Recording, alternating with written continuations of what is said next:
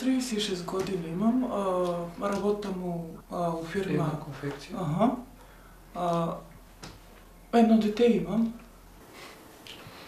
От 7 до 3. Секој ден од понеделник до петок. Сабота од 7 до 1 сме. И недела некош по потреба. Ако има потреба, пример, да излази налого, тие работи, камион да се товара, тоа е. Платата, ти викам, до 7 максимално.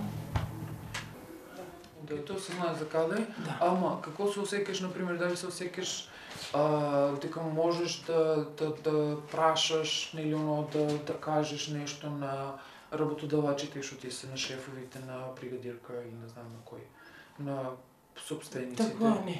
Такова не. Не смеат. Але работник, знаеш какво, нас не траеш и нещо да знаеш, нещо не знаеш и това е. Дали има, например, синдикат кај вас или нешто?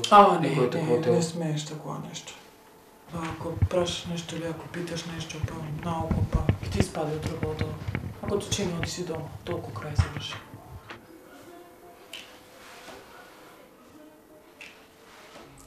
Там куварско се шие, пример, медицинско отдело се шие, било и што.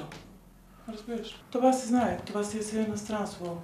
Пример, Швейцария, Германия, Англия, мисля, Австралия, там некъде. Австрия. Да.